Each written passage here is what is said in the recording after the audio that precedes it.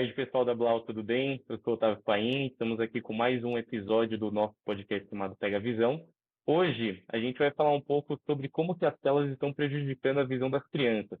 Para ter essa conversa, eu quis trazer uma doutora renomada no tópico, doutora Silvino, Érica Silvino, que ela é oftalmologista pela Santa Casa de São Paulo, com especialização em córnea, doenças externas e urgências pela Santa Casa de São Paulo.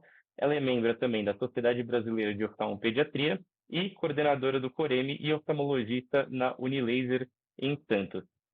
A gente queria saber, eu acredito que todos os acadêmicos têm um pouco de dificuldade de desmistificar exatamente qual que é o dano que as telas causam na visão das crianças exatamente, porque a gente entende que talvez pode ser alguma questão relacionada à miopia, só que a gente sabe que talvez não seja exatamente só a miopia uma das causas que traz prejudícios para a visão das crianças. Então, eu queria saber de você, doutora, o que a senhora acha sobre o tópico sobre o uso de telas e a sua relação com a miopia? Primeiro, eu queria te agradecer o convite para participar do seu podcast. E vamos lá falar um pouquinho das telas, né? A gente sabe hoje em dia que calcula-se que em 2050, 50% da população vai ser míope. E esse aumento da miopia está associado, sim, ao aumento do uso de telas, né? É algo que a gente não tem muito o que fazer, porque o futuro é esse, né? O futuro são as telas, hoje em dia a gente faz tudo por tela. E a tela, o que acontece? Toda criança que fica muito tempo na tela acaba usando muito a visão para perto, né? Isso estimula você jogar a imagem para trás do olho, então você estimula o crescimento do olho, né? Então, esse seria um dos fatores relacionados à miopia e telas, né? Existem outros fatores também, né? A criança que usa tela não sai muito para brincar fora, né?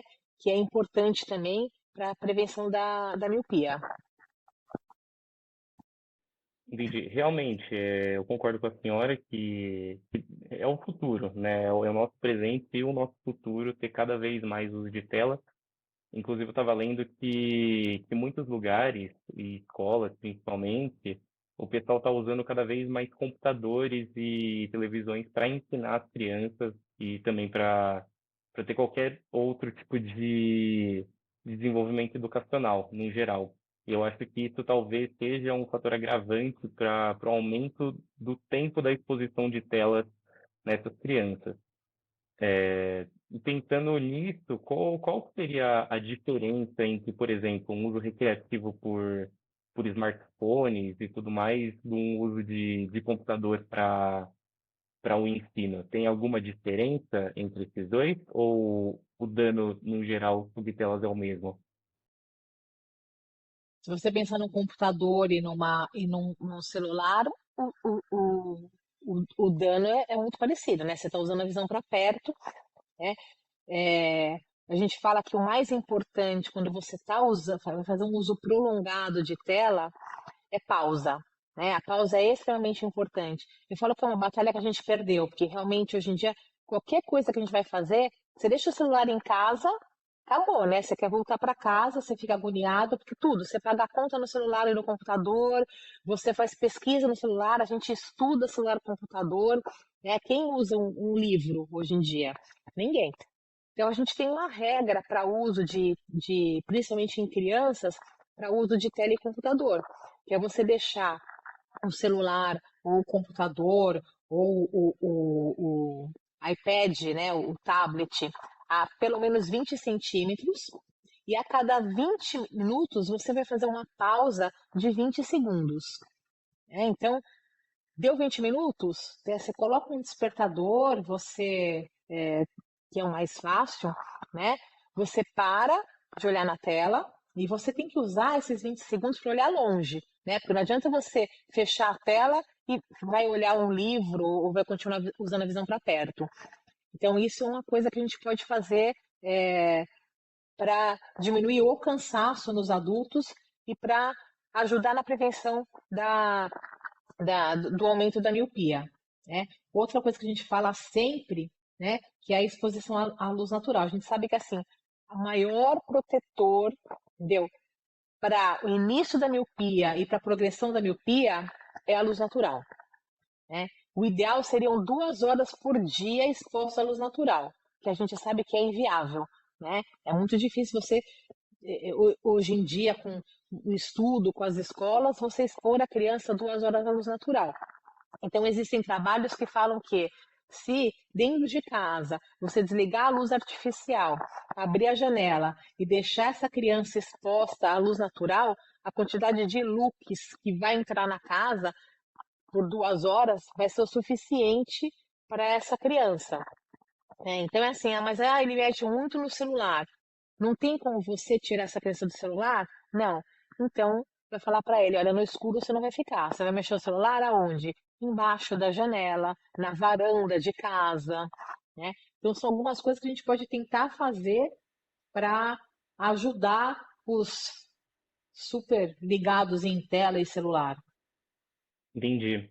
A senhora comentou também sobre a questão do uso de livros e também da visão para perto. Seria a mesma quantidade de dano, por exemplo, ter uma criança que lê muito em comparação a uma criança que usa muito o celular, ou o dano é completamente diferente? Existe um trabalho que foi feito com os monges que passam o dia inteiro no mosteiro lendo, né? E nesse trabalho eles encontraram que, entendeu? A quantidade de míopes era semelhante à quantidade de quem usa muita tela. Então o problema é a visão para perto mesmo, é o abuso de visão para perto nos jovens, né? Nas crianças e nos jovens. Entendi. E pensando no desenvolvimento das crianças no geral, eu imagino que, como a criança não tem o olho hemétrope completamente formado, ela ainda precisa passar por todo o processo de desenvolvimento do seu corpo e também do seu olho. O uso dessa visão para perto, ela é esse talvez o motivo pelo qual ocorre a miopia ou não? Quando você olha para perto, você faz. O que acontece? Para você olhar para perto, você precisa contrair o músculo ciliar, deixar o cristalino mais curvo. Então, você faz o que a gente chama de acomodação, né?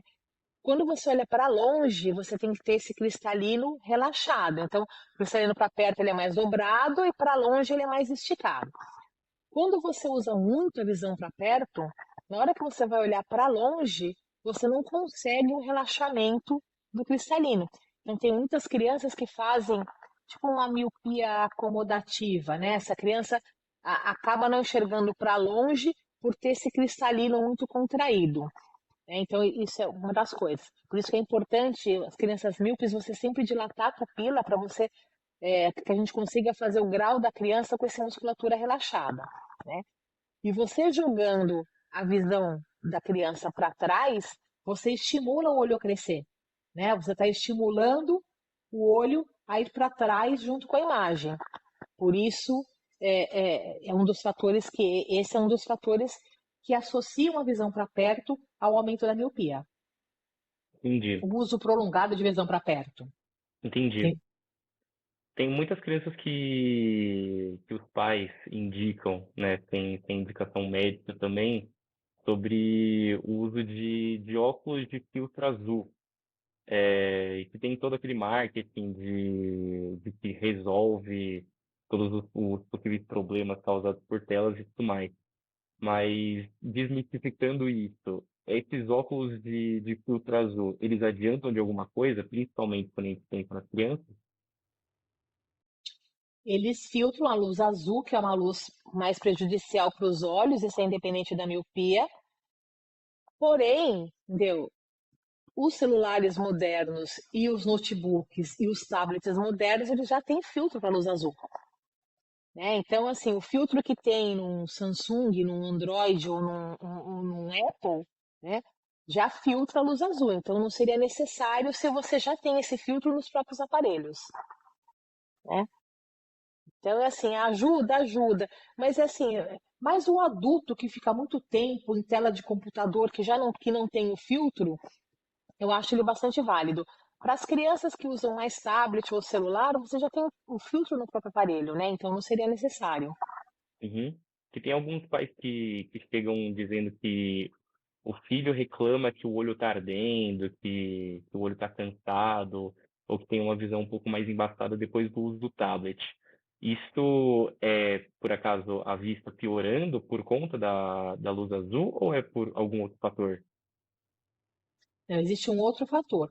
Toda vez que a gente está prestando atenção em alguma coisa, usando a visão para perto, a tendência é a gente não piscar muito o olho. Né? Se você não pisca muito o olho, o que, que vai acontecer? A lágrima vai evaporar, o olho vai ficar mais seco. Então, hoje em dia você tem muitos relatos, tem trabalhos, inclusive, falando de olho seco em crianças e adolescentes que fazem muito uso de tela, assim como você tem em adulto. E por que, que ocorre esse embaçamento? A lágrima ela vai regularizar a superfície da córnea. Então você tem que ter um filme lacrimal bom para que a superfície da córnea fique regular. Se você começa a ter olho seco, né, você começa a ter um embaçamento visual, porque a superfície da córnea não vai estar regular. Outro motivo é assim, a gente tem três componentes da lágrima: água, gordura e proteína. O que, que evapora? Evapora a água. Então você vai ter o que na frente do seu olho? Né? Mais gordura e proteína. Então eu dou exemplo, se você está olhando para uma janela e alguém joga azeite, óleo, você vai enxergar, mas você vai enxergar tudo embaçado. Né? Uhum. Então esse é um fator importante. A pausa aí é importante também por conta disso. Né? Ou lembrar de piscar, mas geralmente quando você está muito atento em alguma coisa, né, a gente acaba não piscando. Né? Mas o ideal é fazer pausas e lembrar de piscar bastante o olho. Uhum. É muita. Assim, o pessoal fica tudo assim, né? Vibrado quando tá usando o telefone ou assistindo algum vídeo. E pensando nisso também, nessa questão do olho seco, seria interessante, por exemplo, a aplicação de algum colírio para essa criança ou só o fato dela ter esse pequeno espaço de tempo, dela ter esse descanso do primeiro uso para o segundo uso já é o suficiente? Pensando em algum paciente que faz o uso, por exemplo, um uso diário de 6 horas por dia de tela. Aí vai de paciente para paciente, pessoa para pessoa. Desculpa. Se você faz pausa e você não tem melhora com a pausa, eu acho extremamente importante o uso de lubrificante. O que pode ser feito, inclusive, é você pingar uma gotinha de lubrificante antes do uso, né? E vai usar 6 horas, né? Depois de umas 2 horas, faz uso do lubrificante de novo. O lubrificante sem conservante, de preferência, né? Você pode aplicar ele várias vezes por dia, que não vai causar dano nenhum. É que são vários os casos também que eu vejo, pelo menos na prática da faculdade, que tem muitas mães que elas fazem uma jornada de trabalho muito longa e as crianças elas acabam por ficar realmente muito mais tempo no celular porque os pais ficam sem tempo de orientar essas crianças a fazer alguma coisa, alguma atividade que esteja fora das telas. Então, pensando nessa questão do uso de colírio, eu acho que talvez seja interessante para algum pai que tem uma jornada de trabalho muito longa, ou se, se a criança não tem a oportunidade de sair muito de casa. Então, por exemplo, eu tenho irmãzinhas pequenas, como dá para ver aqui pelo meu cenário aqui, e elas ficam muito dentro de casa, né? E aí elas tendem a brincar só entre elas e leem bastante, jogam muitos joguinhos de tabuleiro. Então, não sei se talvez seja realmente interessante para elas também, para essas crianças que ficam muito tempo dentro de casa, o uso de algum colírio ou só da tendência da atividade extra no ambiente, na verdade, né? Eu costumo falar uma coisa assim. é, Você travou, tá me escutando? Tô Oi, escutando, tô tá? escutando. O que acontece? Se você nunca comeu chocolate na vida, você vai ter necessidade de comer chocolate? Não. Entendeu? Aí te apresentam com chocolate. Gente, pra mim, chocolate é uma coisa maravilhosa, né? Se eu chego em casa, tem um pedacinho de chocolate, você quer comer porque você conhece o sabor, aquilo te dá prazer, etc e tal. A tela é a mesma coisa.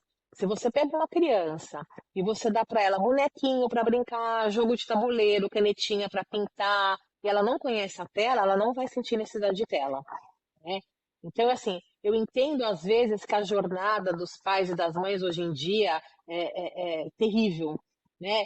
E eu até acho que a tela veio ajudar a gente, né? Você chega em casa cansado, etc e tal, você quer fazer alguma coisa, né? Você dá a tela, a criança vai ficar jogando, etc e tal. O que eu explico para os pais é assim, se você tem o poder do não, né? E tem gente que tem, e tem gente que não tem, e tudo bem, né? Mas se você tem o poder do não, ótimo, entendeu? Pode deixar para a tela, daqui 20 minutos você fala assim, agora acabou o filhinho e tira, e se ele ficar chorando. Né? Agora, se você não tem o poder do não, você vai criar um ciclo, né? Porque esse dia vai ficar 20 minutos, depois vai ficar 1 hora, depois vai ficar 2 horas, né? Você vai em restaurante hoje em dia, né?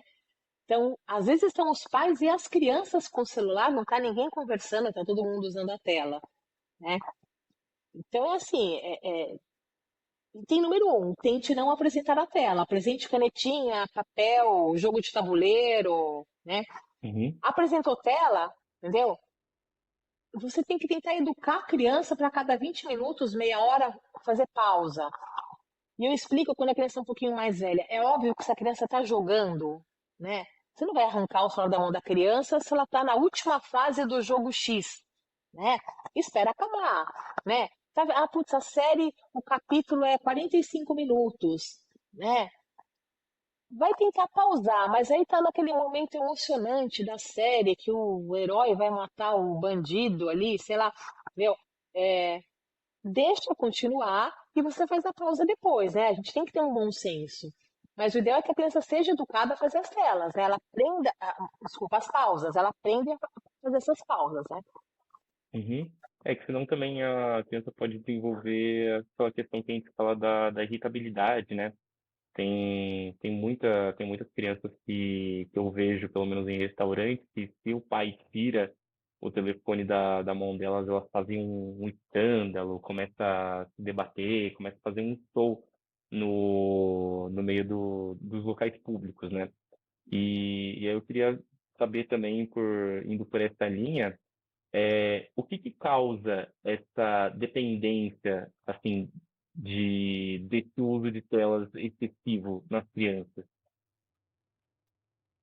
Ó, eu fui nesse último congresso da Sociedade Brasileira de Oftalmopediatria, a gente teve uma palestra espetacular, uma médica, é, falando sobre as alterações comportamentais das crianças que fazem uso abusivo de tela.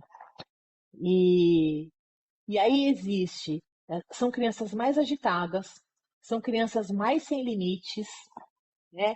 É, a gente sabe que são crianças, pensando na parte motora, eu fui numa palestra de uma educadora física que falou que começou a dar aula de educação física e que a maioria das crianças, por volta de 12 anos de idade, ela jogava uma bola de handball, as crianças não conseguiam pegar. Ela jogava a bola na frente da criança, a criança não tinha capacidade de entender que essa bola ia quicar na frente dela para ela pegar a bola, né? Então, coordenação motora. Hoje em dia as crianças estão perdendo a coordenação motora. Irritabilidade, né?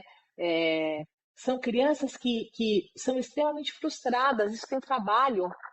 Tem trabalho que fala que até aumentou o número de tendências suicidas em crianças e adolescentes que fazem muito uso de tela.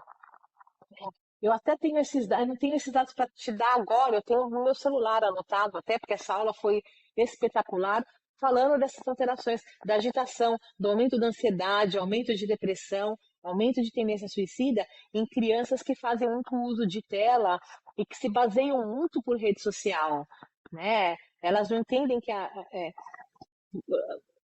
se você olhar a rede social, né, ninguém vai 90% próximo de 100, entendeu? Você vai postar, hoje o meu dia foi ruim, entendeu? Hoje eu briguei com a minha irmãzinha, né? Hoje, não, você só vai postar o quê? A gente vai se postar feliz, é viajando, é sorrindo, o cachorrinho. E isso vai causando uma certa frustração, porque eles não têm maturidade, às vezes, para entender, né, que aquilo é um momento, né, que não é a vida da pessoa. Então, é, essa palestra dessa médica falava muito isso, das alterações comportamentais, porque você se compara com algo que é incomparável, que é a felicidade de rede social, né? Entendi. É, pensando nisso, né, eu acho que muita gente já se deparou com algum caso de alguma criança que se compara muito, de alguma criança que realmente tem essa dependência muito grande no uso de telas no geral.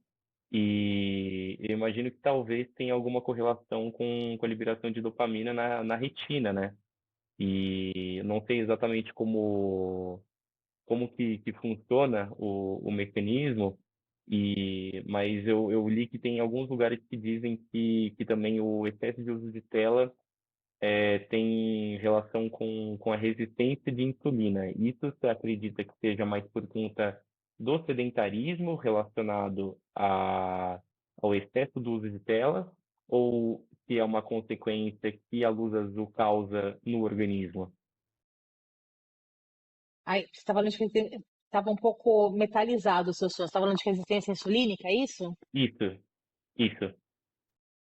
Não é muito a minha área para eu poder desenvolver o tema, mas eu penso que a criança que fica muito tempo sentada vendo tela, se ela não tem limite para parar de ver tela, às vezes ela não tem limite sobre o que ela come também. Então, assim, você imagina, não pratica exercício, come mal, entendeu? Então, eu acredito que seja mais relacionado a isso, né? Como não é muito a minha área, eu não consigo te desenvolver, mas eu estou pensando aqui com médica, com mãe, né, que provavelmente deve ser isso. E que o pessoal, como a senhora mesma disse, quem usa muita tela geralmente são os pacientes que são mais sedentários, que tendem, né, a seguir mais o sedentarismo. E aí me surge uma dúvida também, aproveitando e falando sobre esse excesso, a maior quantidade de tempo de exposição, e depende, mesmo se tivesse o que a gente conversou um pouquinho antes sobre esses tempos de descanso, isso continuaria sendo prejudicial para a criança, ou se ela fizer da maneira certa, com esse tempo de 2 horas de exposição ao ambiente e com essas pausas, ainda seria prejudicial o uso da tela na criança, ou seria mais aceitável, por assim dizer? A gente tem uma regra até para uso de tela, né? Até 2 anos de idade, não expor a tela de jeito nenhum. Até 5 anos de idade, 1 hora. Até 8 anos de idade, 2 horas de tela por dia e mesmo assim pausado. Então a gente é parte do princípio que, né, crianças menores de 8 anos, né, o ideal é que não fiquem muito tempo expostas à tela. Depois, o que acontece? Por que as pausas são importantes? Pelo que a gente já comentou, hoje em dia a educação é voltada à tela, né? Muitas vezes o colégio vai te pedir um trabalho e onde você vai pesquisar isso, né?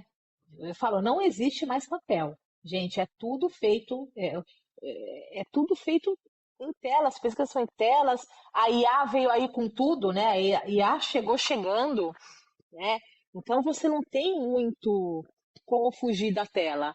Então, independente da idade, a pausa é extremamente importante. E a pausa, sim, a pausa ajuda. Quando você faz pausa, principalmente essas pausas que você faz olhando para longe, o que que você está fazendo? Você está trabalhando o seu cristalino, contraído, olhando para longe e relaxado, né? Então, a pausa é extremamente importante. É como se você estivesse fazendo um exercício para que você mantenha o seu músculo ciliar trabalhando direitinho, perto, longe, né? Contrai e relaxa, né? E é o que eu falei, não adianta você fazer pausa, né? Saiu aqui da tela e aí você vai olhar o livro aqui embaixo. Não, a pausa tem que ser sempre olhar para longe. Aí você relaxa o cristalino, diminui realmente os prejuízos que a tela causa. Entendi, porque realmente surge essa dúvida da diferença entre essa pseudomiopia, né, por conta do espasmo cumulativo, e também da astenopia digital e também da miopia axial. Aí eu queria entender também qual que é exatamente a diferença entre essas três, pensando na tela. Então, a miopia mais comum que a gente tem é a miopia axial, que é a miopia que a gente consegue hoje em dia, através de alguns tratamentos, tentar segurar esse crescimento do olho. A astenopia é o sintoma que você tem, né? O que é a astenopia? É o que você. São os sintomas. É a dificuldade visual, é a dor de cabeça, é o enjoo. Então, o sintoma relacionado a um grau de óculos, não necessariamente a miopia. E a gente sabe que assim, o que é a miopia axial? A miopia axial é a miopia causada por causa do aumento do globo. Então, primeiro, o fator hereditário é extremamente importante, né? Ainda é o fator mais importante relacionado ao surgimento da miopia. Mas a gente sabe que assim, o aumento da miopia, dos casos de miopia, né? A miopia, os casos aumentaram muito por quê? Por tela e por falta de exposição. O que, que a gente tem para. O que, que o sol faz, né? O sol, ele vai competir com o hormônio que faz o olho crescer. Então, a criança fica exposta ao sol, é que a gente fala, toma sol, vitamina D, né? Toma sol porque ele vai competir com o hormônio, então diminui o crescimento do olho.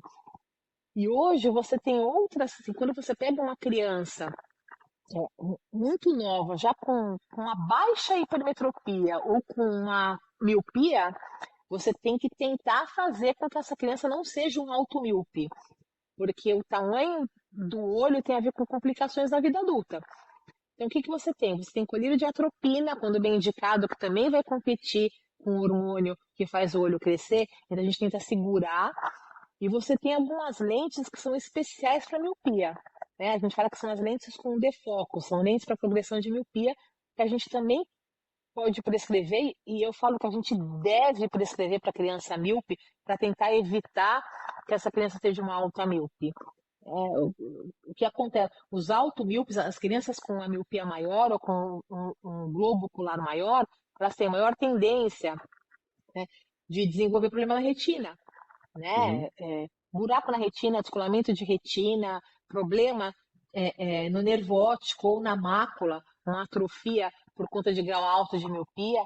Então tem uma tendência de ter uma visão mais baixa na vida adulta. Por isso que a gente tem que lançar a mão de tudo que a gente pode para tentar segurar a miopia nessas crianças. Entendi. Então, nesse caso, quando a miopia já começou ou que ela está avançando muito rápido, o que que a oftalmologia ela consegue fazer hoje para frear essa condição? O que eu costumo fazer, né? Eu faço exame nas crianças, os míopes meus são todos dilatados, né? Algumas mães não gostam, mas é essencial. E aí você tem dois exames importantes para você fazer.